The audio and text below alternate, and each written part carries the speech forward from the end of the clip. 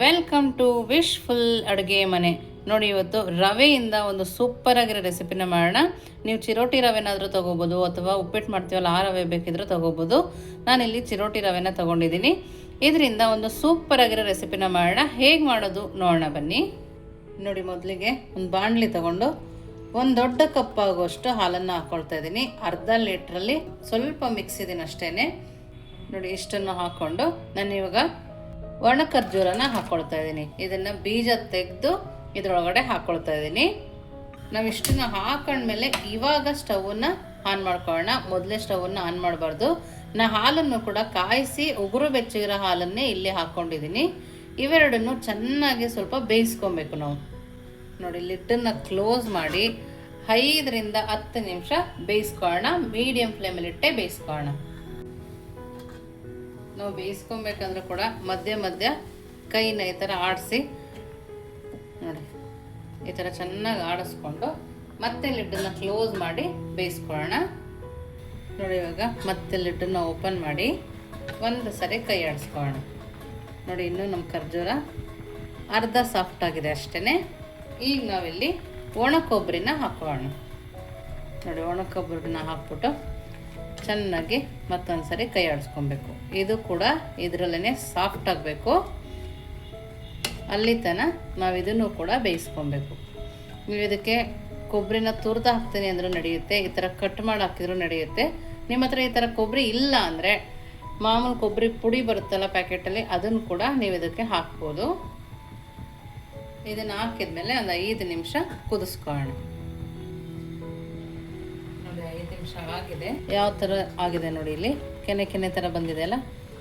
ನಮ್ಗೆ ಈ ಥರ ಬಂದರೆ ತುಂಬ ಚೆನ್ನಾಗಿ ಬರುತ್ತೆ ನಮ್ಮ ರೆಸಿಪಿ. ನೋಡಿ, ಕೊಬ್ಬರಿ ಕೂಡ ಚೆನ್ನಾಗಿ ಬೇಯಬೇಕು ಇದರೊಳಗಡೆ. ಇನ್ನೂ ಸ್ವಲ್ಪ ಇದು ಬೇಯಬೇಕು. ಹೀಗೇ ಇದನ್ನು ಕುದಿಸ್ಕೊಳ್ಳೋಣ. ಒಂದು 2 ನಿಮಿಷ ಕುದಿಸಿದ್ರೆ ಸಾಕಿನ್ನ. ನೋಡಿ, ಇವಾಗ ಚೆನ್ನಾಗಿ ಬೆಂದಿದೆ. ಹಾಲು ಕೂಡ ಕಡಿಮೆ ಆಗಿದೆ. ನೋಡಿ, ಈ ಥರ ಆದರೆ ನಮಗೆ ಸೂಪರಾಗಿರುತ್ತೆ. ಇವಾಗ ಇದನ್ನ ಸ್ಟವನ್ನು ಆಫ್ ಮಾಡಿ ಹಾಲು ಸಮೇತನೇ ಹಾಕ್ಕೊಳ್ತಾ ಇದ್ದೀನಿ ನಾನು.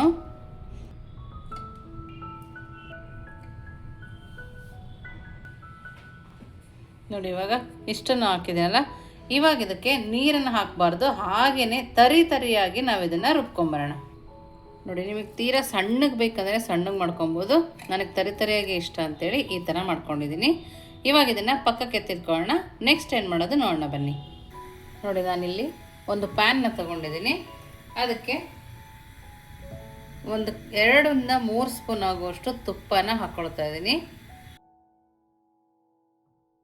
3/4 ಬೌಲ್ ಆಗುವಷ್ಟು ಚಿರೋಟಿ ರವೆನ ತೊಗೊಂಡಿದ್ದೀನಿ.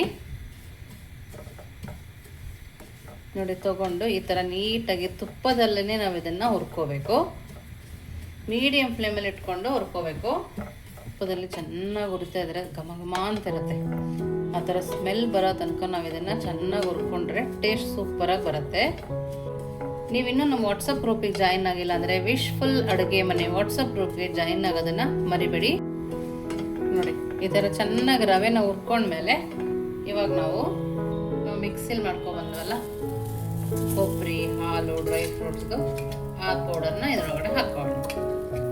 ನೋಡಿ, ಎಷ್ಟು ಹಾಕಿ ರವೆ ಜೊತೆಗೆ ಸ್ವಲ್ಪ ಮಿಕ್ಸ್ ಆಗೋ ಥರ ಮಿಕ್ಸ್ ಮಾಡೋಣ. ಈ ಥರ ರವೆ ಜೊತೆಗೆ ಅದು ಚೆನ್ನಾಗಿ ಮಿಕ್ಸ್ ಆದರೆ ಕಬಾಬ್ ಬರುತ್ತೆ. ನೋಡಿ, ಈ ಥರ ಮಿಕ್ಸ್ ಮಾಡ್ಕೊಂಡಿದ್ದೀವಲ್ಲ. ಇವಾಗ ಇದಕ್ಕೆ ಸಕ್ಕರೆ ಪೌಡರ್ನ ಹಾಕೊಳ್ಳೋಣ. ನಿಮಗೆ ಸ್ವೀಟ್ ಎಷ್ಟು ಬೇಕೋ ಅಷ್ಟು ನೀವಿಲ್ಲಿ ಸಕ್ಕರೆ ಪೌಡರ್ನ ಹಾಕೋಬೋದು. ನಾನಿಲ್ಲಿ ಒಂದು ಅರ್ಧ ಬೌಲ್ ಆಗುವಷ್ಟು ಮಿಲ್ಕ್ ಪೌಡರ್ನ ಹಾಕ್ಕೊಳ್ತಾ ಇದ್ದೀನಿ. ಹಾಗೆಯೇ ಒಂದು ಅರ್ಧ ಸ್ಪೂನ್ ಆಗುವಷ್ಟು ಏಲಕ್ಕಿ ಪೌಡರ್ನು ನಾನಿಲ್ಲಿ ಸೇರಿಸ್ಕೊಂಡಿದ್ದೀನಿ.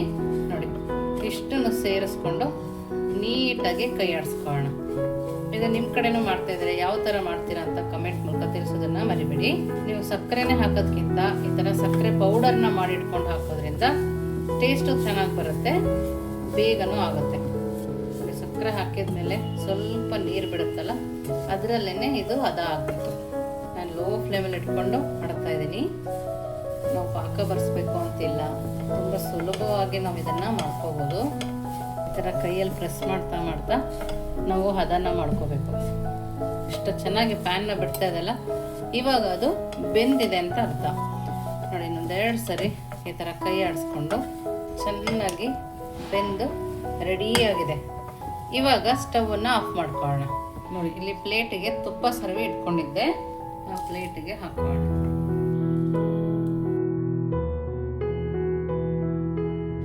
ನಾನು ಕೈಗೊಂದು ಸ್ವಲ್ಪ ತುಪ್ಪನ ಹಚ್ಕೊಂಡು ಈ ಥರ ಮಾಡ್ಕೊಳ್ತಾ ಇದ್ದೀನಿ. ಮನೆಗೆ ಯಾರಾದ್ರು ದಿಢೀರಾಗಿ ಬಂದರೂ ಕೂಡ ಏನು ಡಿಫ್ರೆಂಟಾಗಿ ಮಾಡಿಲ್ಲ ಅಂದಾಗ ಈ ಥರ ನೀವು ಮಾಡ್ಕೋಬೋದು.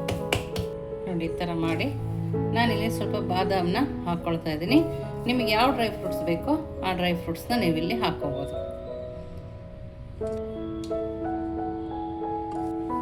ನೋಡಿ, ಇದನ್ನು ಹಾಕಿ ಒಂದು ಸರಿ ಪ್ರೆಸ್ ಮಾಡ್ಕೊಳ್ಳೋಣ. ನಾವು ಇದನ್ನು ಇವಾಗ ಒಂದು 5ರಿಂದ 10 ನಿಮಿಷ ತಣ್ಣಗೆ ಹಾಕಿ ಬಿಟ್ಕೊಳ್ಳೋಣ. ನೋಡಿ, ಇವಾಗ 5 ನಿಮಿಷ ಆಗಿದೆ. ಇವಾಗ ನಿಮ್ಗೆ ಯಾವ ಶೇಪ್ ಬೇಕೋ ಆ ಶೇಪಲ್ಲಿ ನೀವು ಇದನ್ನು ಕಟ್ ಮಾಡ್ಕೋಬೋದು.